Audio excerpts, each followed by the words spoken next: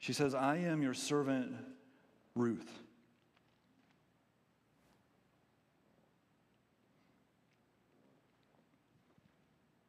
Now, check this out. Spread the corner of your garment over me, since you are a guardian redeemer of our family. And now, if you're here,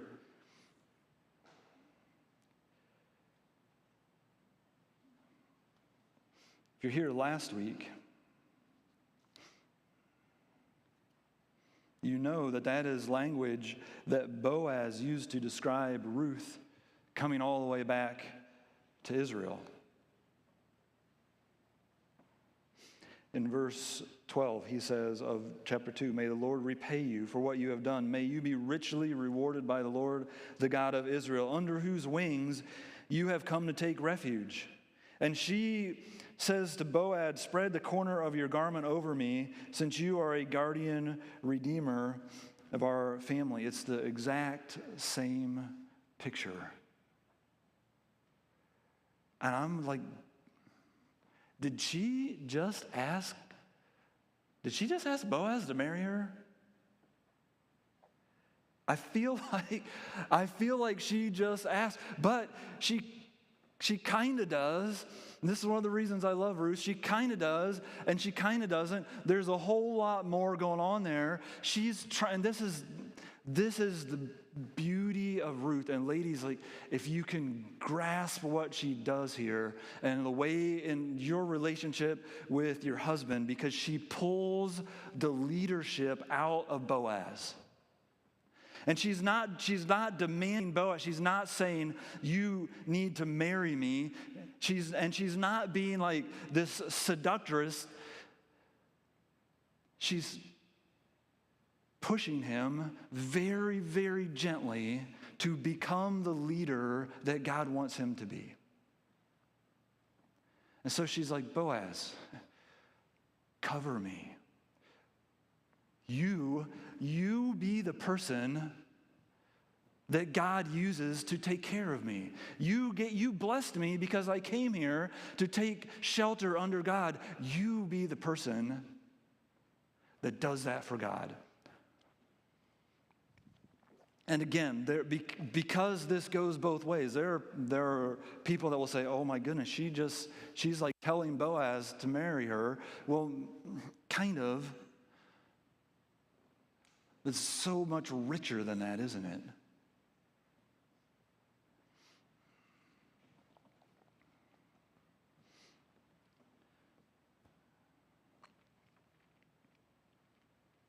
Now watch how he flips this around. The Lord bless you, my daughter. This kindness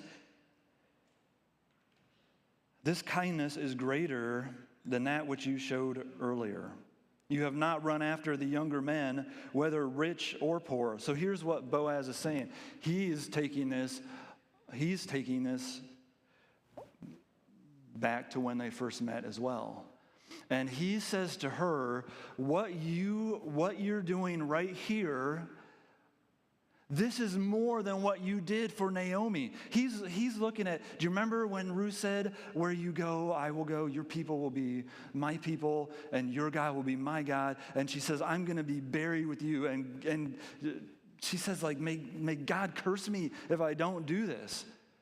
And Boaz has already praised her for that. He's already told her, that was amazing what you did. And now he says, oh my goodness, this is even better because what she's doing here is she's not just entering into a relationship with anyone for any reason. She's entering into a relationship with someone who, yes, will take care of her, but who will also take care of her mother-in-law, and who also will take care of the memory of her husband.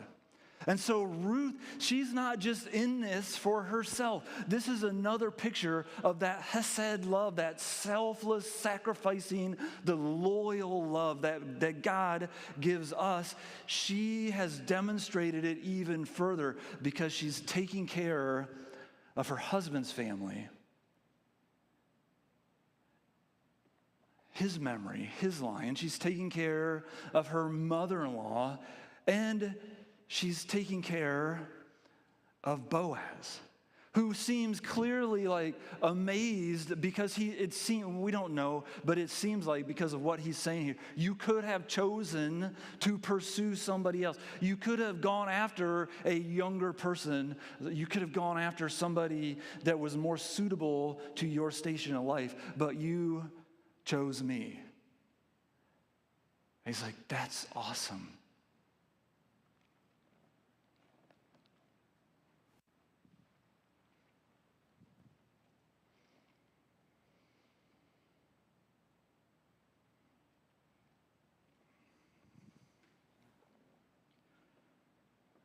Sorry, my mouth is like, I'm just dry. I'm dried out. Didn't get enough hydration this morning. So bear with me. This kindness is greater than that which you showed earlier. You have not run after the younger men, whether rich or poor. And now, my daughter, don't be afraid.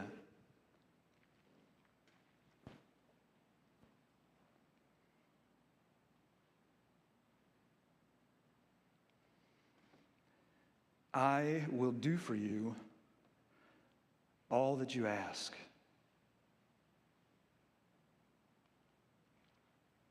All the people of my town know that you are a woman of noble character. He just flipped it right around again. Because do you remember where we first get introduced to Boaz? And Boaz is a man of standing. I called him, he was a dude. Boaz was a worthy man, a man of standing.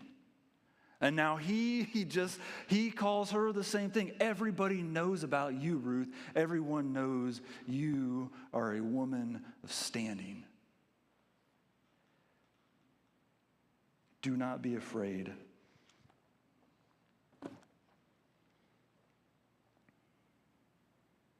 I will do for you all that you ask. Now, that seems like, okay, cool. But what Boaz has just done is he has just healed his dysfunctional family. Because Boaz is from the tribe of Judah. And Judah, the original of the tribe of Judah, had a very similar situation in his family, where one of his sons died, and he needed to provide for his daughter-in-law. And he refused over and over again. Until it got to the point where she was so desperate to force him to follow the law, to just do what was right and what was instructed to him by God and by his leaders, he would not do it. And so she dressed up as a prostitute and seduced him and bore a child from him because he refused to do what was right. That's the family history of Boaz that is symbolically healed. See, chapter 3 in Ruth, it just takes the Old Testament and it's like, yeah, we had some family issues, but these two people stand out. They are giants of character in their families, and they take their family, their generational mistakes and terrible decisions, and they're like, yeah, we're different people. We're different. We're not going to follow in the same paths that our families did. And given the opportunity, we're going to do what's right. Do you know that? You do not have to do everything that your family does. You can be a chain breaker in your family, just like Ruth and Boaz. Like if you were living in a time of David or during the time of the prophets and you read this, like you would be like, oh my goodness, this is awesome.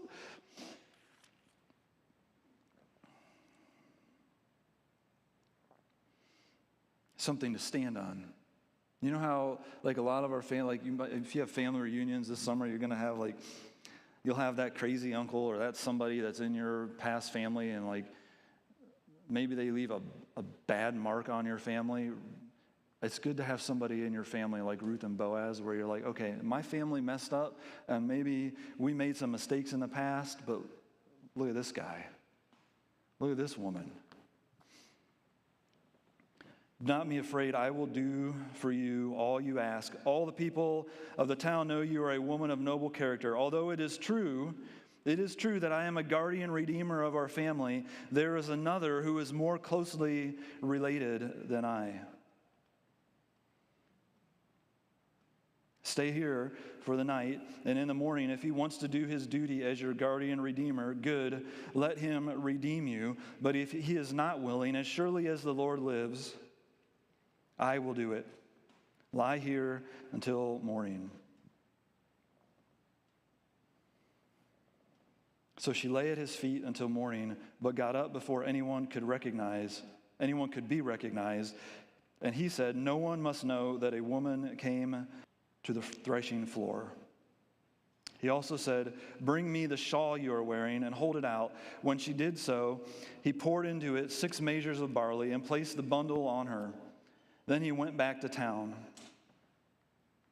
When Ruth came to her mother-in-law, Naomi asked, how did it go, my daughter? Well, let me tell you. She told her everything Boaz had done for her and added, he gave me these 6 measures of barley, saying, don't go back to your mother-in-law empty-handed. Then Naomi said the words that we all love to hear, wait. Wait, my daughter, until you find out what happens, for the man will not rest until the matter is settled today. So we end up right where we left off.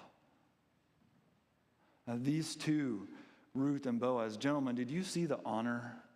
Like if you're here today and you're a single man, that's how you treat a woman. With 100% honor and respect. Like there's no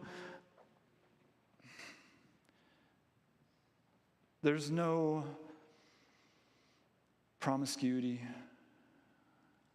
There's no abusing of a woman who was available. There is utter respect and honor and dignity. He was a powerful man, and no one would have looked twice if he did what he could have done, but he didn't do what he could have done because he's a man of honor. That's how you treat a woman.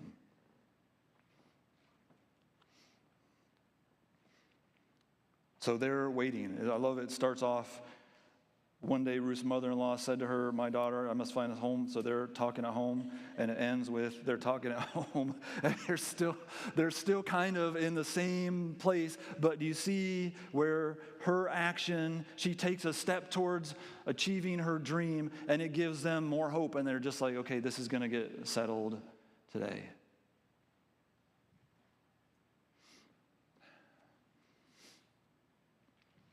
She was willing to take a step. I know it was big and it seemed scary, but she was willing to take a step, willing to realize, and as I'm sure as difficult and as painful as it was in the moment, to come to grips with the fact that I need a different life. I cannot keep living this way. My mother-in-law is right. We have to do something. And she took a step, and that step was based on her trust in the character of Boaz. And it was based in her belief in the goodness of God. And she took a step.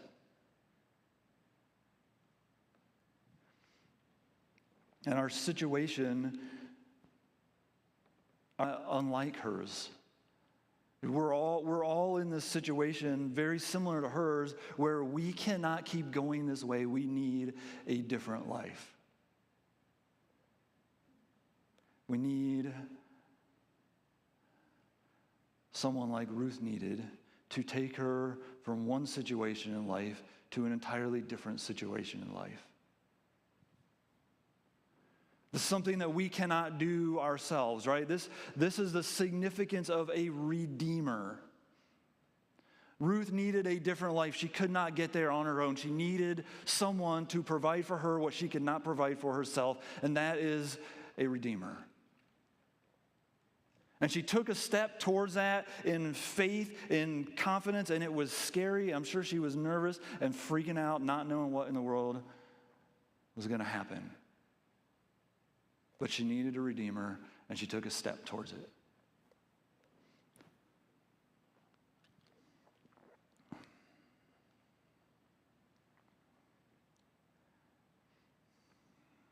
We're in the same position. I'm reminded of it more and more this year as we look at like this crazy election year. And I'm reminded of just see the wickedness and the hurt and the darkness in our world.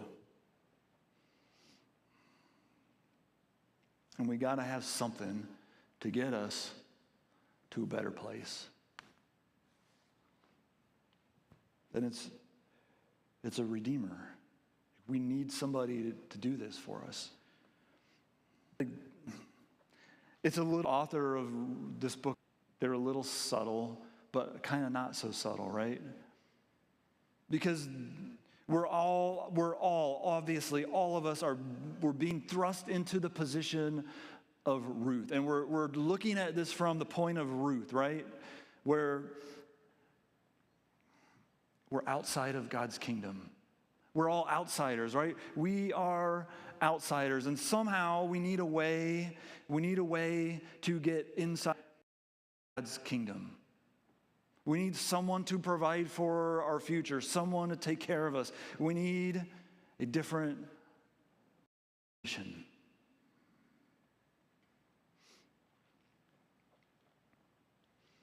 And we will live in this culture where we can work really, really hard and we can accomplish, save up and get a retirement, and we can achieve some things, but they're not the parts truly long for. They're not the things that our mind from one place to another. And that's where the author is. We're just out there with Ruth. So we're supposed to be asking ourselves this question: Am I willing to take a step towards my Redeemer? Because my soul was you guys, our souls will never be satisfied with anything other than redemption through Jesus Christ. We'll get convinced, and we'll go through these circles and cycles of our life where we think, if I just had this car, or if I just had this relationship, or our souls will not be satisfied until we're satisfied with Jesus.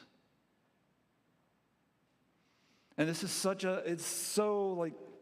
it's scandalous. What Ruth did on every level it is a scandalous story.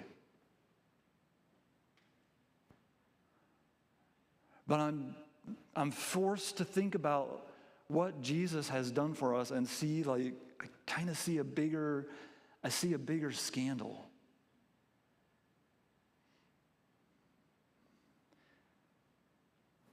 Because when Boaz jumps into this position of Redeemer, he's a man of standing, and he is a worthy man. But Jesus Christ is the King of the universe. Boaz owned a ranch. Jesus owns everything.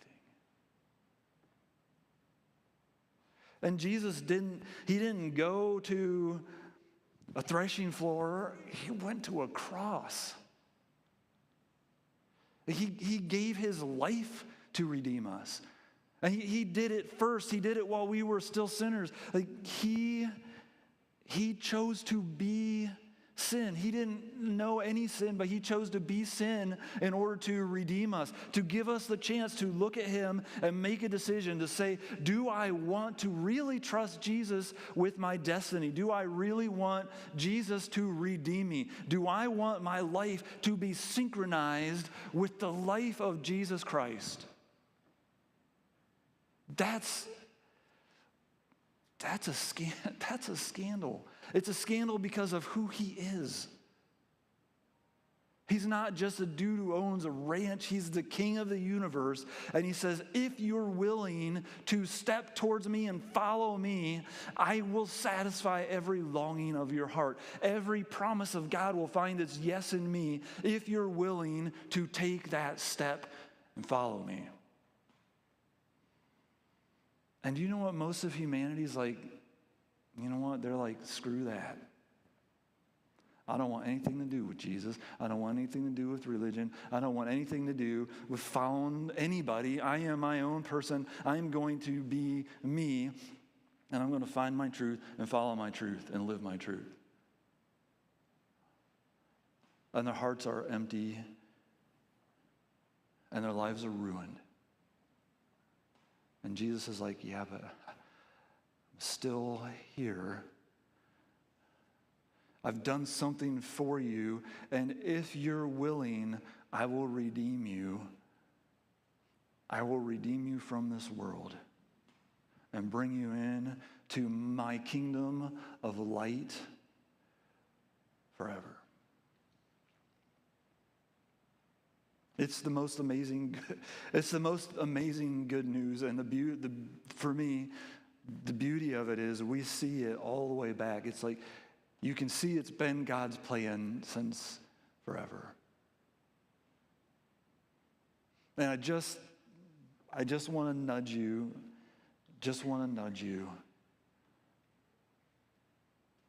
to trust Jesus a little bit more and to move with him in all that you do. Because I know most of you would say, yeah, I trust him. I know my life can only be found in him, and my future will only be determined by him. I trust him. Then I want you to move with him. He's given you desires just like he gave Ruth, and it's different, but it's a parallel story. Walk with him. He's with you. Be confident and be courageous. Do not be fearful to achieve what he has for you. He redeemed you. He loves you. He's never going to leave you or forsake you. Live your life with him. That's what's about to happen. What just happened there on the threshing floor in the middle of nowhere in a time of nothingness changed the whole universe forever. And you get to be part of it if you're willing. And the way you do that is you just talk to him and tell him that you're willing and tell him that you trust him and then actually do something. And it might just be a little something, just like one little step, one little move, trusting that he's with you. Make the phone call, ask the question, take the step. What we see in Ruth, you guys, it's okay to be a little pushy. It's Jesus that's with you. If he's given you desires and he has something that he wants you to achieve, go and do it with him. I'm going to stop preaching. You're all hearing me. You're all getting the point. I love this story of Ruth. It's going to get better next week, but I'm getting way too sweaty up here today. God would love you, would trust you. We thank you for being so kind and faithful. We thank you so much for redeeming us.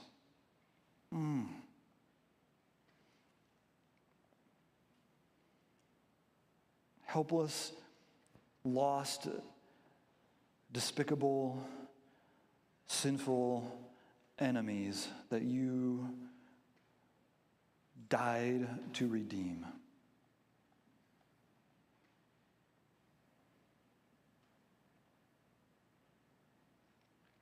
Please do not allow us to sit in our comfort and miss our calling. We love you. We trust you. In your name we pray. Amen. Stand and sing with us.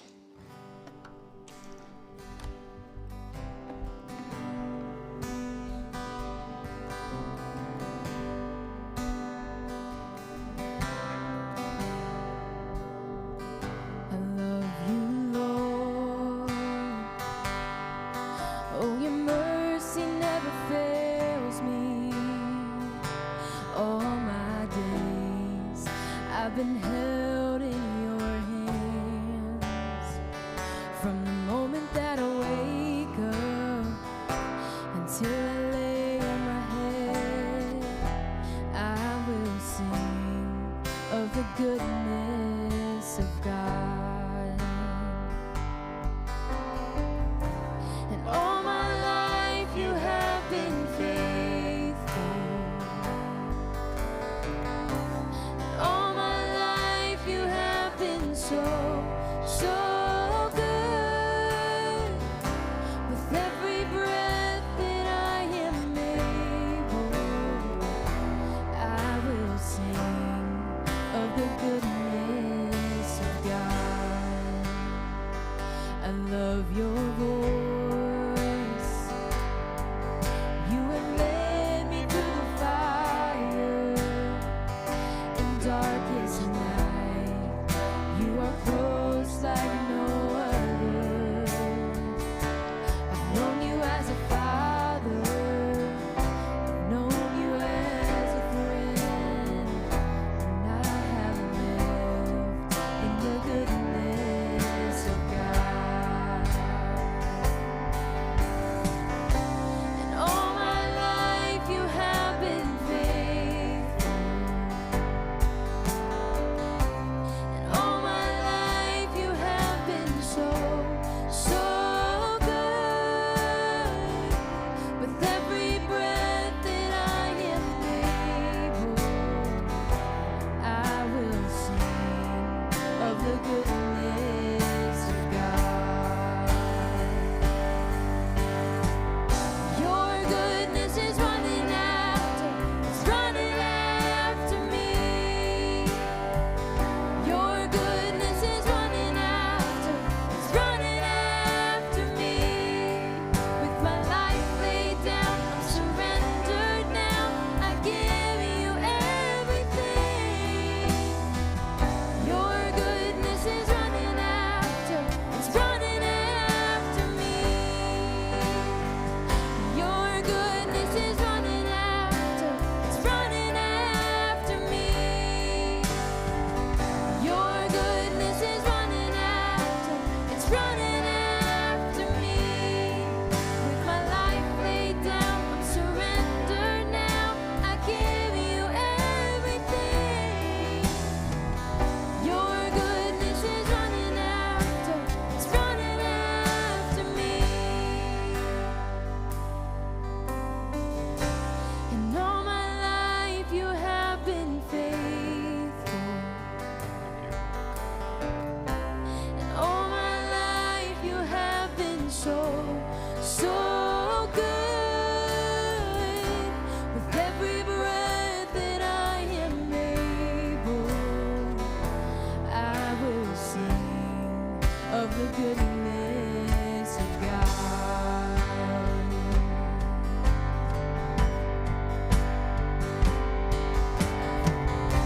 And all my life you have been faithful.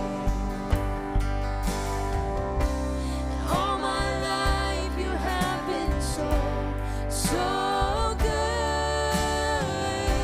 With every breath that I am able, I will sing of the goodness of God. I will sing of the goodness of God.